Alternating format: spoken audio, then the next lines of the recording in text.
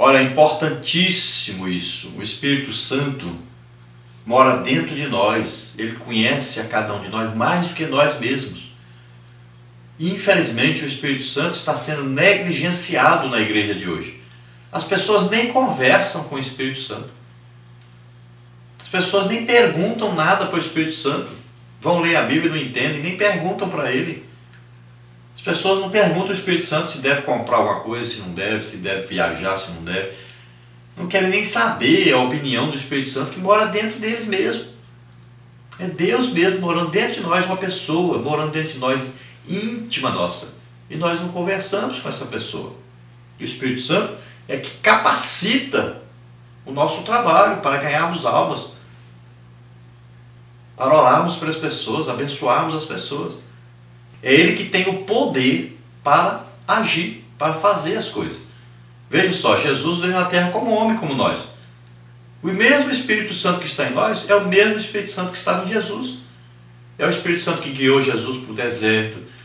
É o Espírito Santo que capacitava Jesus para curar as pessoas, para libertar as pessoas, para pregar o Evangelho. É o mesmo Espírito Santo. Então creia nisso. Tenha mais intimidade com o Espírito Santo. Converse mais com o Espírito Santo. E principalmente acredite. Acredite no poder que o Espírito Santo tem para ser liberado para ajudar as pessoas. Tópico 3, apóstolo dos gentios. Paulo tinha consciência de que recebeu da parte de Deus a vocação e o chamado para pregar aos gentios. Tem você também consciência de sua vocação e chamado?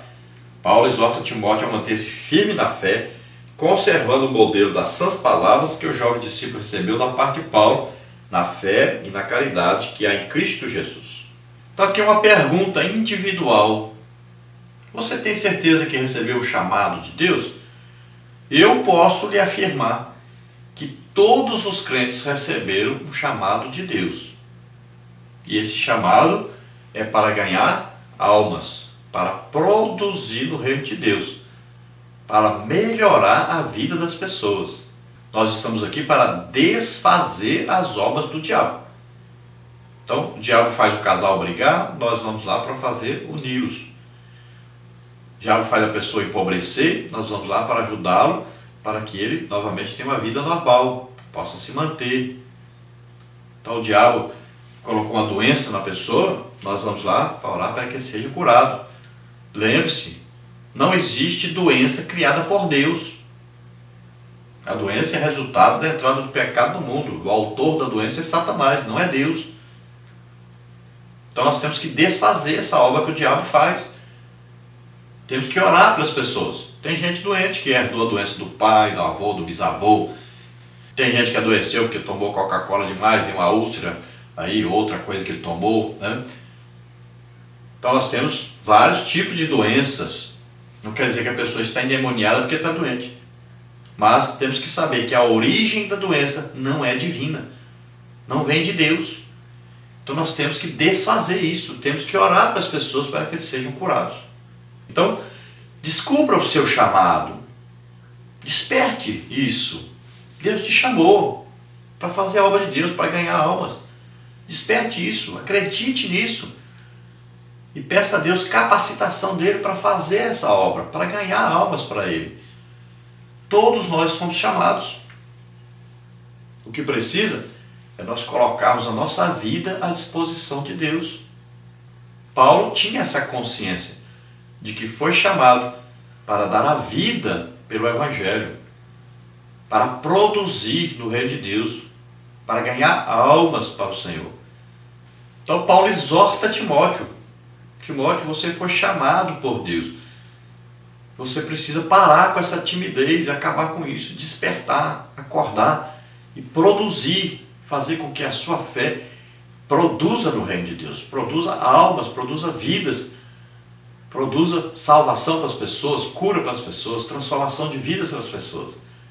Então você precisa trabalhar. Então ele estava instigando, né? Estava empurrando Timóteo. Vamos, Timóteo, vamos fazer a obra de Deus. Muitas vezes no seu ministério você precisa de um empurrãozinho, não é? Então eu preciso de vez em quando ter aí um empurrãozinho. Por isso que nós damos curso aí pelo Brasil afora. A gente gosta de dar esse empurrãozinho aí. essa forcinha para as pessoas despertarem e começarem a fazer a obra de Deus, principalmente os professores da escola bíblica dominical, para que eles despertem que eles estão ensinando a Bíblia, e lá na Bíblia está cheia de milagres, cheia de manifestações do Espírito Santo. É preciso que o professor seja exemplo nessa área, não é só no estudo da palavra, só falar, não. Nós estamos vivendo um momento da igreja que tem muita gente falador, prega, grita, fala, não acontece nada. Ninguém é curado, ninguém é batizado no Espírito Santo, ninguém é libertado. As pessoas dizem que aceitaram Jesus, na outra semana você procura, onde é que está? Não tem ninguém. Não aceitaram nada, foi só emoção. Nós temos que mudar isso. As pessoas precisam ver Deus na igreja, agindo, curando, libertando, fazendo aleijado andar, cego vendo, surdo ouvindo. As pessoas precisam ver Deus na igreja, ver que Deus está presente, para que eles baseiem sua fé em Deus, não nos homens. Parte 3. Um convite ao sofrimento por Cristo. Tópico 1, o fortalecimento na graça. Tópico 2, soldado de Cristo. Tópico 3, o lavrador. Tópico 1, o fortalecimento na graça. Todo cristão precisa ser forte, principalmente no aspecto espiritual. Timóteo certamente enfrentava desafios além de suas forças. Diante dessa realidade, estando tão distante, Paulo disse que ele devia fortificar-se na graça que há em Cristo Jesus. Ou seja, confiar inteiramente em Cristo e em seu poder. Diante das lutas, tribulações e tentações, o crente só vence se tiver a força que vem do alto. Escrevendo aos Efésios, Paulo diz: no demais, irmãos meus, fortalecei-vos no Senhor e na força do seu poder. Então o que acontecia com Timóteo? O mesmo que aconteceu com os discípulos de Jesus. Eles passavam a confiar tanto em Jesus, que quando Jesus morreu e ressuscitou, eles falam: e agora? O que nós vamos fazer? Quem vai pregar o Evangelho? Quem vai discutir aí com os religiosos aí? Quem vai ministrar os milagres? E agora? Jesus foi embora. Assim o Timóteo. Paulo andava sempre com ele. Paulo que operava ali os milagres, orava para as pessoas, aconteciam milagres tremendos. Paulo pregava, Paulo enfrentava qualquer autoridade discutindo com eles a respeito do Evangelho. E Timóteo como assistente. Nós vamos ver que até quando Paulo era preso, apanhava, o Timóteo não estava no meio, não. Acreditamos que o Timóteo corria, fugia. Não era muito enfrentar essas lutas, né? E agora Timóteo estava liderando a igreja. E Paulo estava longe. Ele tinha que assumir agora o seu ministério. Tinha que ser corajoso. Ele teria que agora enfrentar. Tinha que ser homem agora. Então Paulo escreve para ele despertar isso. Para ele acordar. Para ele assumir a posição de crente agora, de homem. Né? E agora ele seria, então, um pastor. E um pastor precisa ter coragem. Precisa ter também convicção de sua salvação, do seu chamado, do seu ministério, e ter fé em Jesus Cristo e no poder que existe no Espírito Santo que mora dentro dele. Então ele precisa exercer essa fé e precisa liberar esse poder para que as pessoas vejam, realmente ele tem a autoridade de Deus no seu ministério. Tópico 2, soldado de Cristo. A vida cristã é um misto de alegrias e tristezas, de lutas e vitórias. Jesus advertiu seus discípulos sobre as aflições da vida cristã. Para os que aceitam tomar a cruz, renunciando a si mesmos, a vida cristã é uma luta sem tréguas. Sua vida pode ser comparada a um soldado que está na frente da batalha. É na luta, nos combates espirituais, pela fé que uma vez foi dada aos santos, que o servo de Deus se fortalece e acumula experiências que lhe capacitam a ser mais do que vencedor. Então veja bem, é no furor das batalhas que se forja um soldado, um general, um combatente. Não é sentado em casa. Não. É nas batalhas, na experiência, é fazendo. Hoje nós estamos cheios de líderes que só falam para os outros fazerem. E eles não fazem. Professores de escola bíblica dominical que só falam, mas não fazem. Não evangelizam, não ganham almas, não têm dom do Espírito Santo. Muitos deles nem batizados do Espírito Santo ainda foram. Absurdo. Então a Bíblia não ensina isso. Não é assim que funciona. Aquele que ensina é exemplo para aqueles que estão sendo ensinados. Nós devemos praticar o que ensinamos. Estamos aí com muitas pessoas hoje precisando acreditar na palavra de Deus. Pessoas que são líderes, que estão precisando voltar lá para a cadeira do discipulado ainda. Não aprenderam nem o básico do Evangelho. Então precisamos desenvolver essa fé. Precisamos acreditar no poder de Deus. E precisamos produzir, praticar aquilo que ensinamos. Então o legítimo servo de Deus, ele pratica a obra de Deus, ele faz, ele produz. Então ele vai tendo o quê? Experiências. E essas experiências vão se acumulando até o dia que ele estiver maduro, né? Então, enquanto não produzir, enquanto não passar por experiências com Deus, com as pessoas, não estará maduro.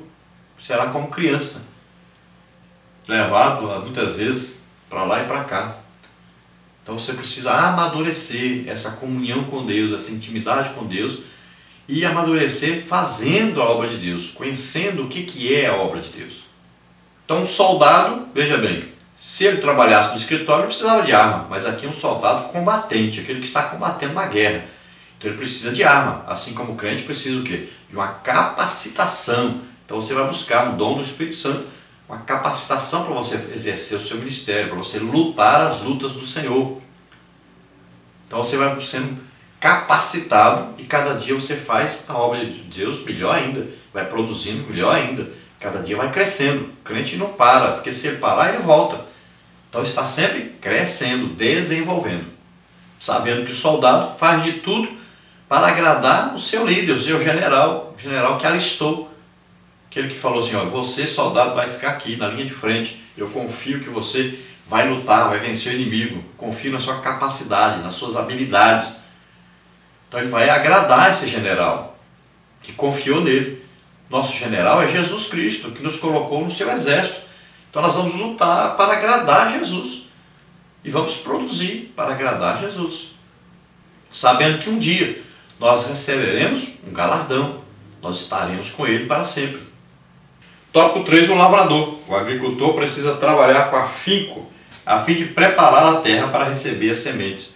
Depois precisa regar, adubar a semente para que surjam os frutos. Muitos querem colher sem esforço, ou onde não plantaram. Esses não merecem a recompensa do dom da lavoura espiritual, que é a igreja do Senhor Jesus. É preciso labutar na lavoura de Deus, até que os frutos apareçam. Há uma recompensa para aqueles que labutam com afinco. Paulo diz para Timóteo que quem primeiro deve gozar dos frutos da plantação é o lavrador que trabalha. Paulo aqui então fala do lavrador. O lavrador, ele não joga a semente de qualquer maneira para cima e vai embora e espera produzir, não.